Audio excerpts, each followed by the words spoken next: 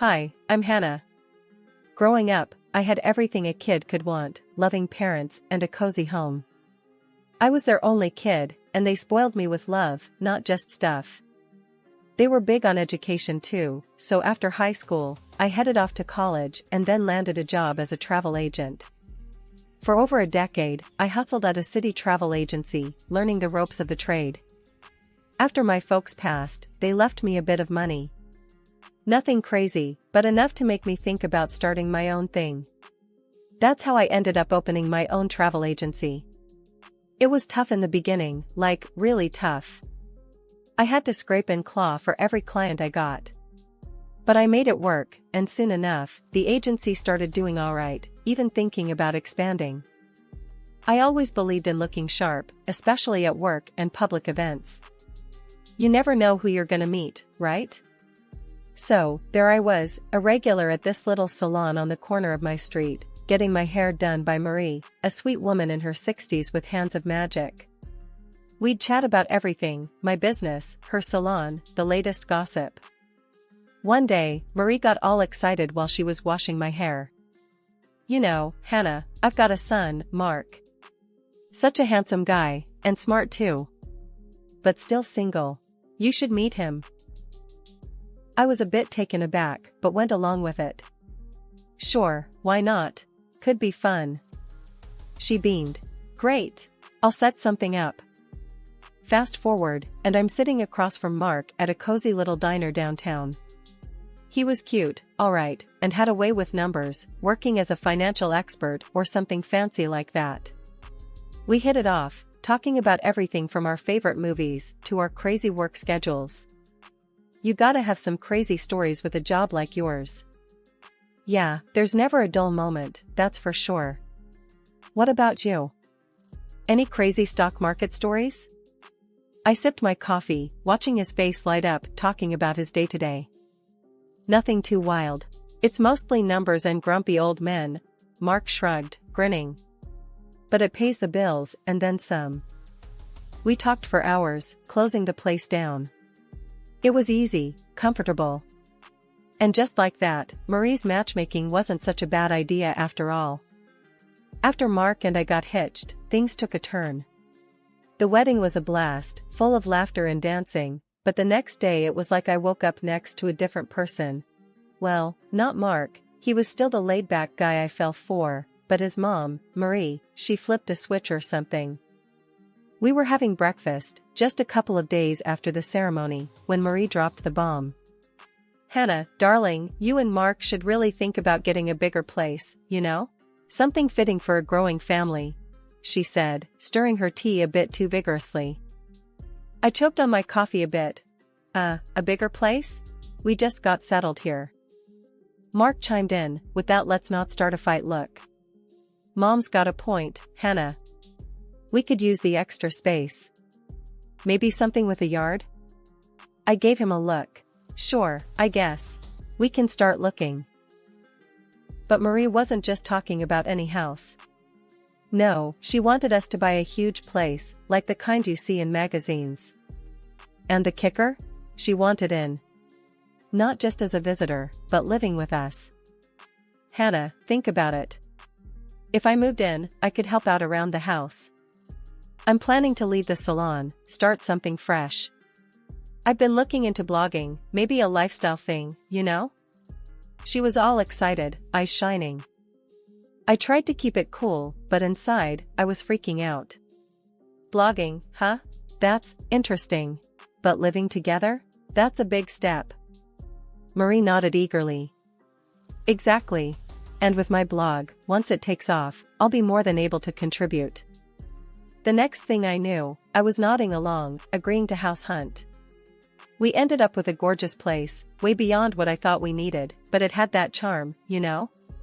When I saw Marie's eyes light up, I thought, maybe this isn't so bad. Then came moving day. Marie had boxes and boxes of stuff, way more than Mark and I combined. As we unpacked, she directed traffic like a general. No, that box goes in the upstairs hall. And can you put those books in the guest room? It'll be my office." As the weeks went by, Marie's true colors showed. She'd taken over the house, redecorating without asking, and her helping out turned into giving orders. "Hannah, I need you to pick up some things for my new blog setup." "Oh, and we need better lighting in here, it's for the blog." I felt cornered, not just by the bills and the new house, but by this whole new family dynamic I hadn't signed up for. "Alright, I guess. We'll look into it." Lying in bed that night, I turned to Mark. "Do you really think all this is necessary? The house, your mom's blog?" Mark was quick to reassure. "It's all gonna work out, Hannah. Trust me, it's all part of settling in." Settling in, right. I signed up for a husband, not a housemate who doubled as my mother-in-law and lifestyle coach. I drifted off, wondering just how much of my new married life would be spent in the shadow of Marie's grand plans. Living with Marie and Mark was turning out to be tougher than I'd ever imagined. Mark's spending was off the charts. Almost every other day, he'd come home with something pricey, a new watch, some fancy shoes, or talking about his latest round at some upscale golf club.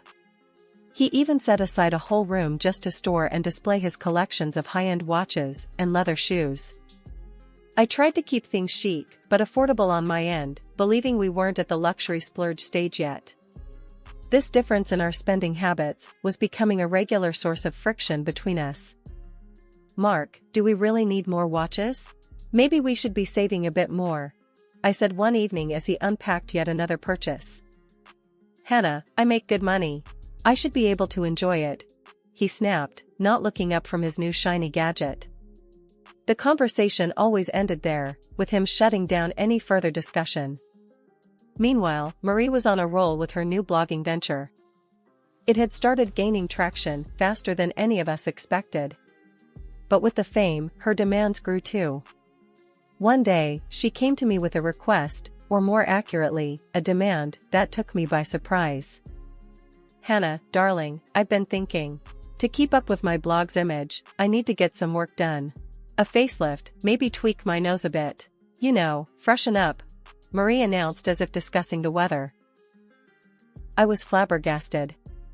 "Marie, that sounds expensive. And cosmetic surgery? Are you sure?" She was all smiles. "Oh, absolutely. It's an investment in my career. And you know, being in the public eye now requires looking my best." I frowned. "But that's a lot of money, Marie. Money that could go to our household needs." Marie's tone shifted, turning sharper. "Hannah, you know how much this blog means to me. It's finally something of my own. I thought you, of all people, would understand." I was about to protest when she played her card. "Besides, it's not just for me. It benefits all of us, doesn't it? And I'd hate for any misunderstandings to crop up between you and Mark because you weren't supportive." Her implication was clear: help her out, or she'd stir trouble with Mark. Knowing how she could influence him, I felt my hands were tied. Despite my reservations, I agreed to finance her procedures. Marie underwent the surgery, and it was all she could talk about afterward. Her blog posts about embracing plastic surgery, not fearing the knife, and the importance of looking good raked in more views and comments than ever before. She was proud, reveling in the attention and praise, while I watched our bank account dwindle and wondered if I'd ever be able to pull us back from this spending spiral. 2 years into our marriage, and it felt like I was the only one truly pulling weight around here.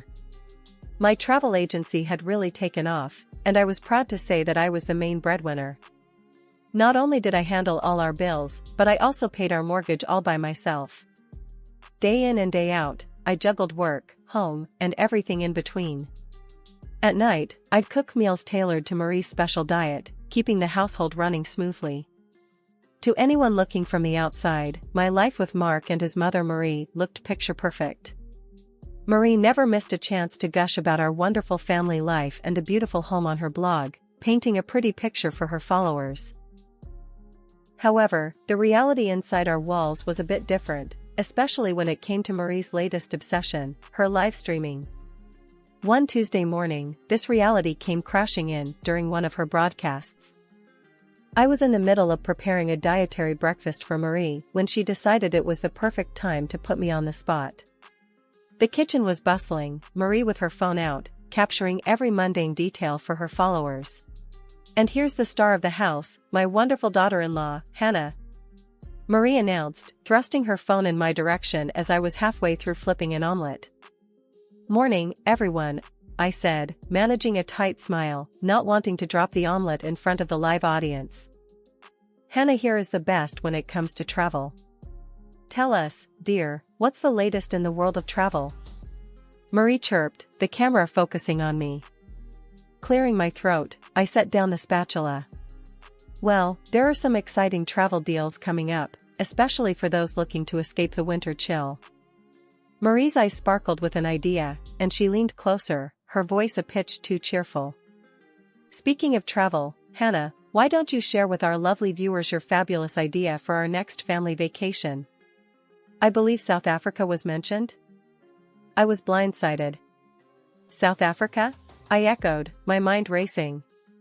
This wasn't just an impromptu Q&A, this was Marie setting the stage for something much bigger. Yes, a luxury trip to South Africa. Safari tours, 5-star hotels, the works. Viewers, wouldn't you just love to see us on safari? I'm sure Hannah can arrange something spectacular.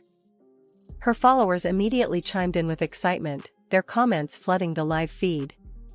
Pressure mounted as I tried to keep my composure.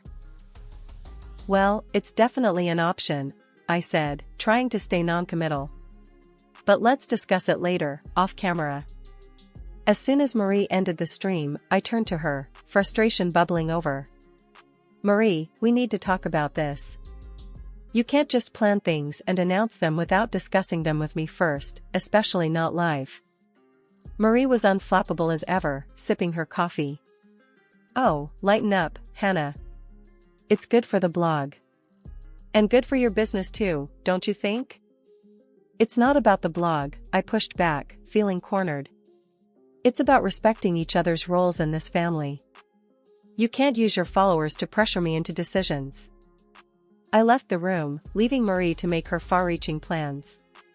That evening, things escalated when she complained to Mark. She spun the story, painting me as rude and dismissive of her ideas, claiming I was getting too big for my boots. Mark stormed into the kitchen where I was cleaning up. His face was thunderous. "Hannah, we need to talk. Now." He didn't wait for my response, just marched into the living room and I followed, my stomach in knots. He spun around, his words sharp as knives. "Mom tells me you're disrespecting her ideas, acting like you're the one who calls all the shots. That's not how we're supposed to work as a family." I was taken aback, the unfairness of the accusation stinging. "Mark, that's not true. I've always supported your mom, but nothing, Hannah. You know how important her blog is to her. And if you can't support us, maybe you shouldn't be part of this family," he interrupted, his voice cold.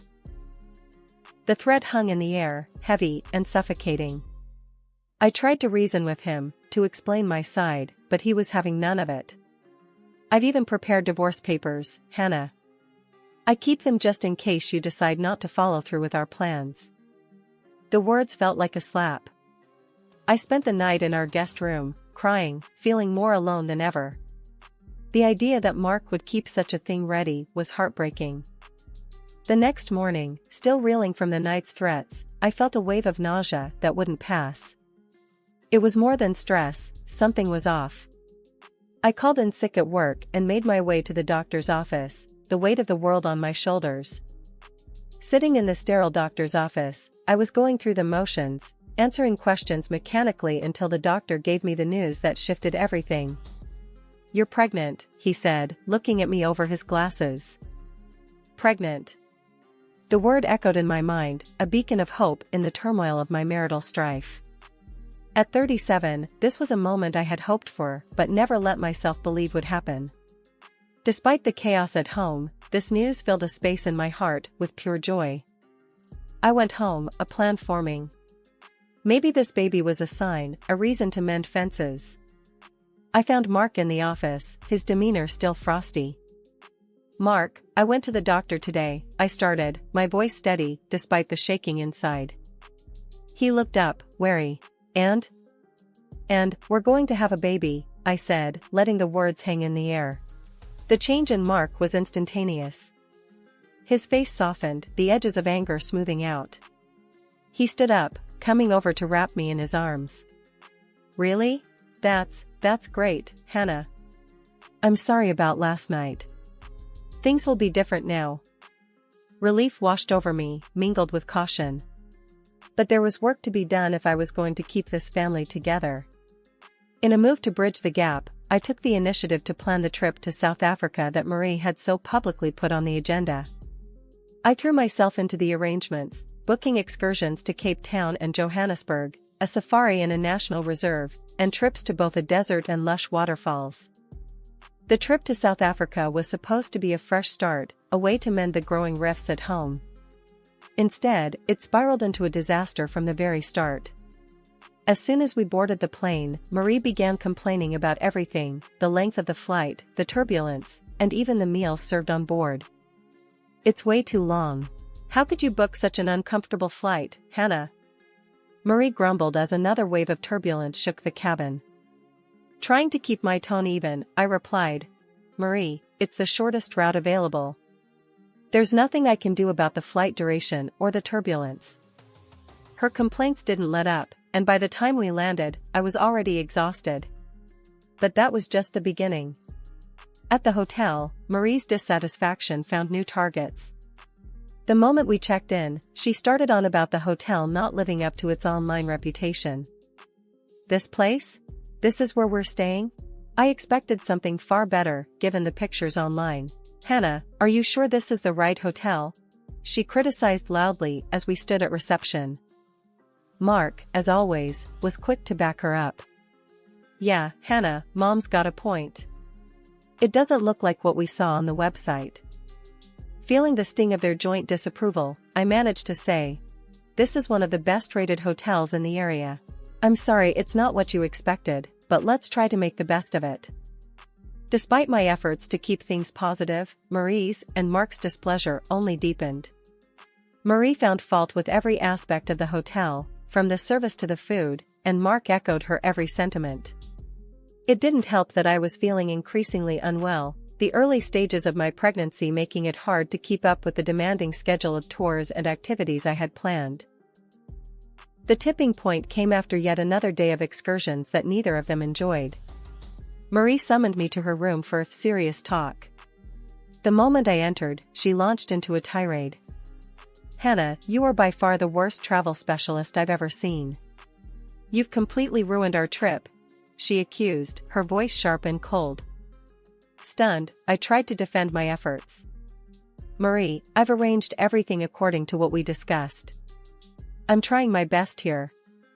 But she wasn't having any of it. Grabbing my arm, she nearly shouted, Get out of here, Hannah. Stop ruining our vacation. Before I could react, she pushed me out and slammed the door. Shaken, I returned to my room, only to find my suitcase outside the door. Mark was there, his expression hard and unsympathetic. I can't deal with this anymore, Hannah.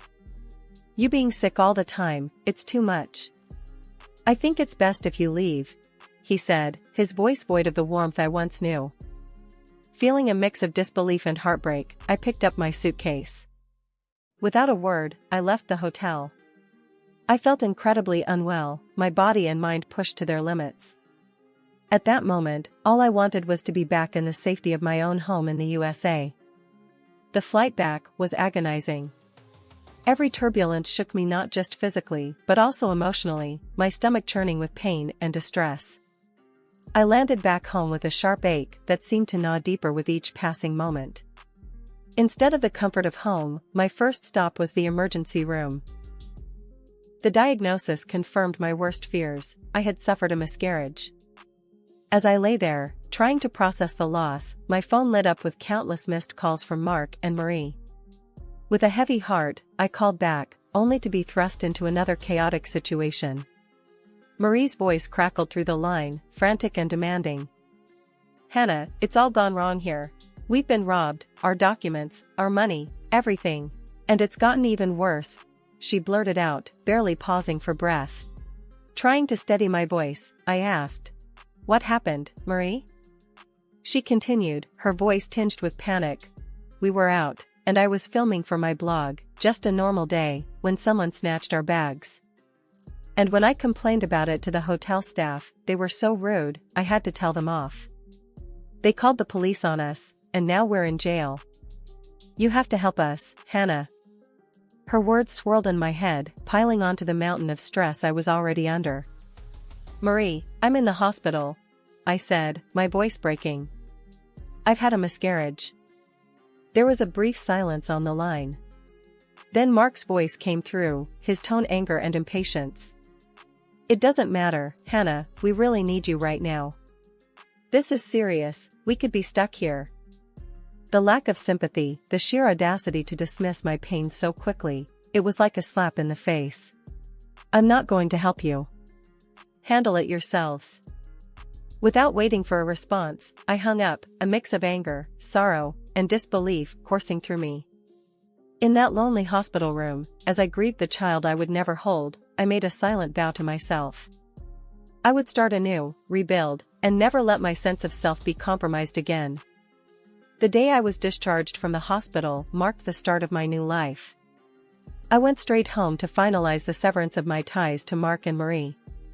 With a steady hand, I signed the divorce papers that Mark had prepared earlier.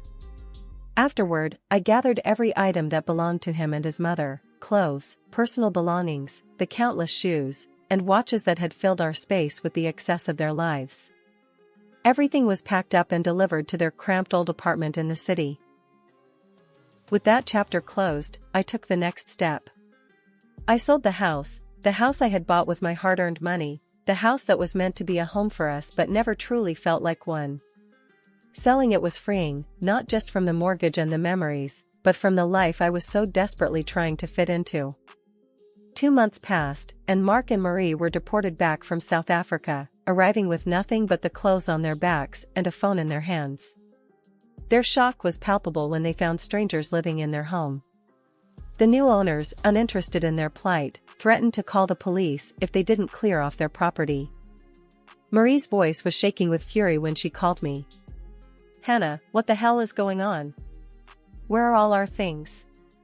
Why are strangers in our house? I replied with a calm I hardly felt. Marie, the house was mine. I paid for it, and it was in my name. I've sold it. All your things are in your old apartment. As for Mark and you, I'm done. We're divorced. I won't be dragged back into your chaos. There was a pause, the kind that told me she was struggling to grasp her new reality. You can't do this to us, Hannah. We have rights, she insisted. I've done everything by the book, Marie. You're going to have to accept that. Goodbye. Hanging up the phone felt like shedding a heavy coat in the middle of summer, sudden and immensely relieving. The news eventually came to me through mutual acquaintances that Marie had returned to her job as a hairstylist. Her dreams of blog stardom abandoned alongside her expensive camera equipment. Mark, unable to resume his old job due to his long absence, resorted to driving a taxi. He sold his precious watch collection and wore plain, unbranded clothing. As for me, I moved into a small house on the outskirts of the city. Here, I began rebuilding not just my home but my travel agency as well. The expo was a turning point. People were genuinely interested, and their enthusiasm reignited my own. Your tours always have that personal touch. How do you do it? A curious visitor asked, her eyes scanning the brochures. It's all about understanding what the traveler wants. You listen, adapt, and sometimes, take a leap of faith, I explained, the conversation flowing easily. The expo was more than a success, and before long, I was planning expansions, considering even a potential branch in Europe. One evening, after a long day of meetings, I stopped by a small cafe, a little celebration of my progress. As I sipped my coffee, a young couple at the next table was poring over travel brochures, looking utterly confused. Excuse me, I couldn't help but overhear. Are you planning a trip? I asked, the remnants of my shyness about intruding quickly swept away by my enthusiasm. Yes, but we're so lost. It's our first big trip together, and we want it to be perfect. the woman said, her eyes wide with a mix of excitement and frustration. I smiled, pulling out a business card. Here, give me a call tomorrow at this number. I'll help you sort it out. Travel's supposed to be fun, not stressful. They thanked me profusely, their smiles wide and genuine. It felt good to be able to help, to use my expertise to make someone's experience better. It reminded me why I loved this job in the first place.